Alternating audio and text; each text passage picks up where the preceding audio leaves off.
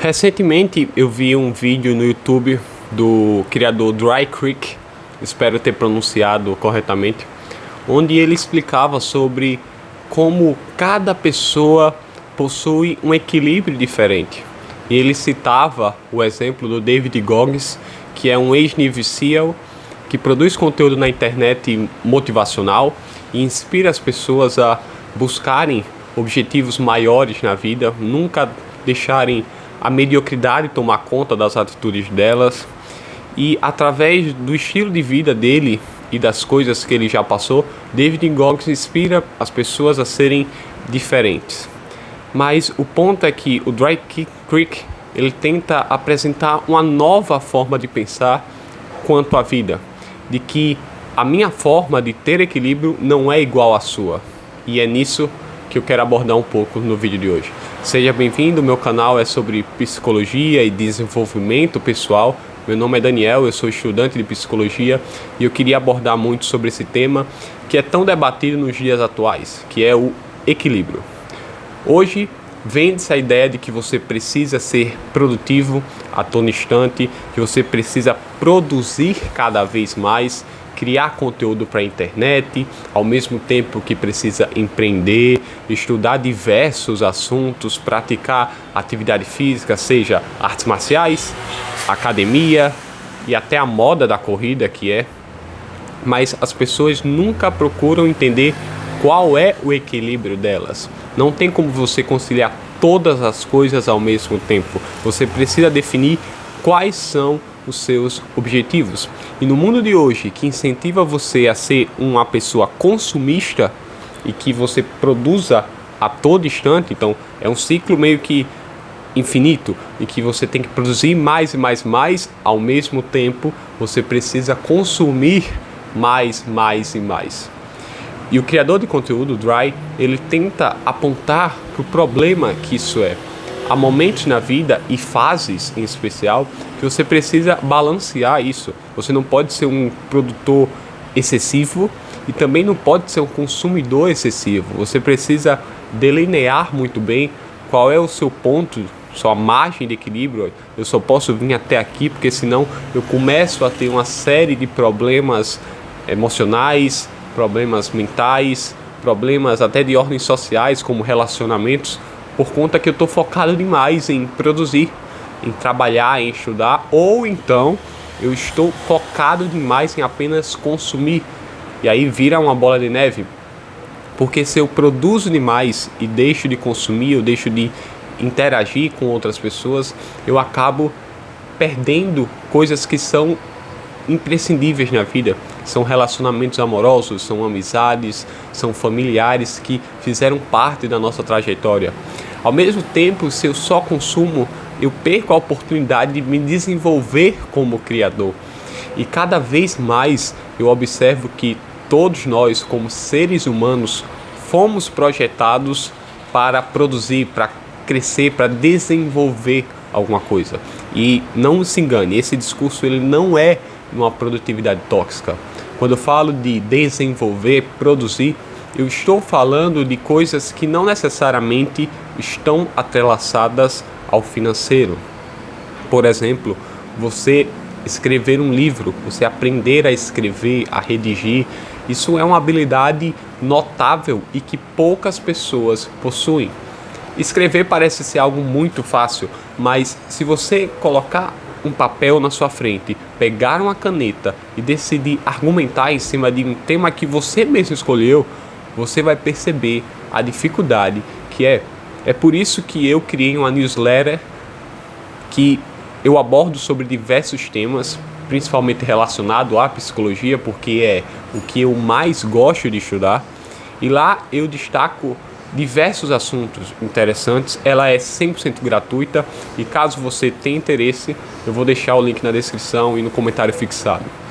Mas basicamente desenvolver é algo importante para o ser humano, porque você tem um senso de realização quando você está fazendo um projeto que você quer, que você gosta.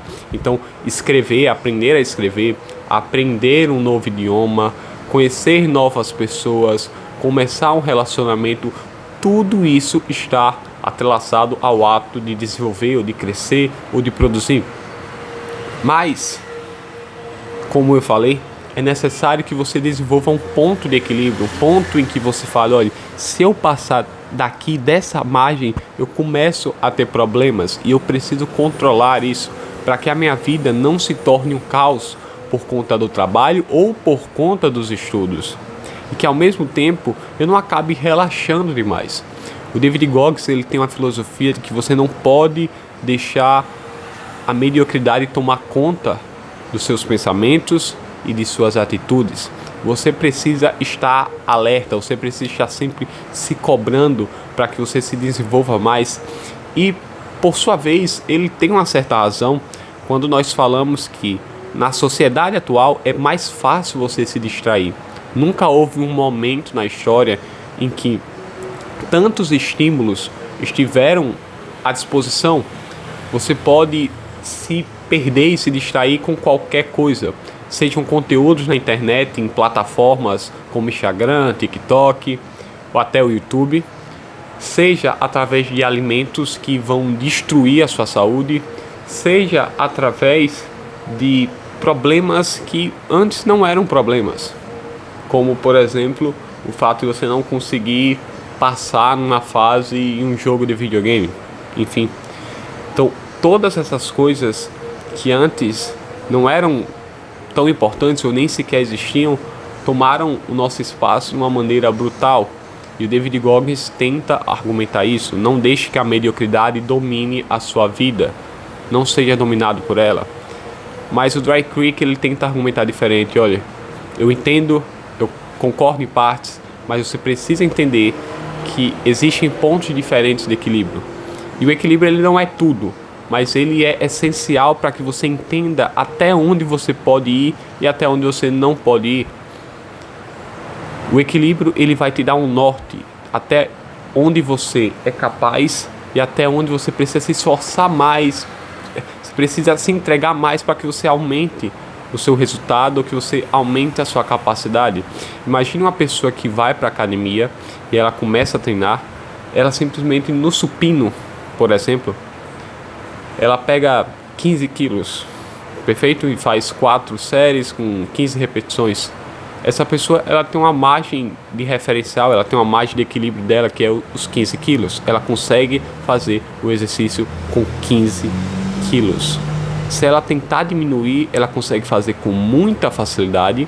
E se ela aumentar, passa a ter dificuldade em realizar o exercício. Então, aqueles 15 quilos representam o ponto referencial dela. Não quer dizer que ela é melhor ou pior, é o ponto referencial dela. E o equilíbrio dela, o ponto, a margem onde ela deve se balizar são os 15 quilos. E o que você precisa entender para a sua vida é que, muito provavelmente, você é semelhante ao exemplo da pessoa na academia. Existem áreas da sua vida que você tem um equilíbrio menor do que outras, muito por conta das experiências que você teve no passado com traumas, seja por conta das experiências que você está construindo. Então, em um relacionamento amoroso, talvez a sua margem de equilíbrio seja menor do que de outra pessoa. No trabalho, talvez a sua margem de equilíbrio seja maior do que outra pessoa. Nos estudos e assim por diante.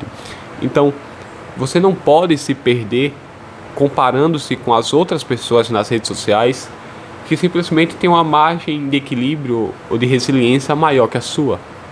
Você pode desenvolver resiliência, você pode aumentar essa margem de equilíbrio através de aprendizados, principalmente na psicoterapia, mas acima de tudo é necessário que você entenda que isso é um processo árduo, longo e que não se desenvolve do dia para a noite, porque não é fácil mudar, principalmente para melhor.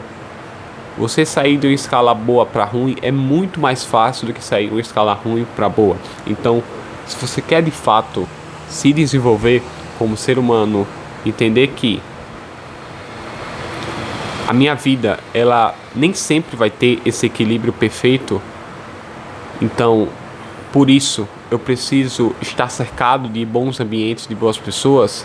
Você precisa, acima de tudo, olhar para dentro de si mesmo e entender quais são os seus valores. E em cima disso, você gastar horas e horas se desenvolvendo naquilo que vai te levar para mais perto do que você acredita que é o certo. Então, se você é uma pessoa que acredita que você precisa estudar, você precisa se empenhar, trabalhar para conquistar as coisas na vida, então você deve gastar horas durante semanas, meses e provavelmente anos para que você alcance aquilo que você quer. Você não vai conquistar do dia para a noite. E entender isso faz com que sua vida seja menos complicada. Porque a partir do momento que ela é menos complicada, porque eu entendo quem eu sou, eu começo a delinear o que de fato é o que eu quero, o que eu me comparo com as outras pessoas. Porque você vai abrir o Instagram e você vai ver uma pessoa mais nova que você, com um carro que você não tem, uma pessoa mais nova viajando para países que você quer conhecer, uma pessoa mais nova conquistando coisas nos estudos que você não conquistou, e você vai começar a se comparar. Isso é inevitável. A comparação é inevitável, mas o que você faz com ela é de sua responsabilidade. Então você ainda pode olhar para uma pessoa que conquistou algo e falar, cara, isso não quer dizer nada, essa pessoa conquistou talvez mais cedo, mas não quer dizer que eu sou menos capaz, ainda tem muita coisa pela frente, talvez eu não esteja preparado no momento, talvez essa pessoa se arrependa dessa experiência. O fato dela ter conquistado mais cedo não quer dizer que ela está preparada. É isso que o livro da Carol Dweck fala, né? O livro Mindset, sobre como você conquistar coisas cedo demais pode ser um problema, porque você acaba caindo na ideia de que você consegue tudo por conta do talento, porque você é bom e assim por diante, o que muitas vezes não acontece. Deixa eu só fechar um negócio aqui rapidão, galera.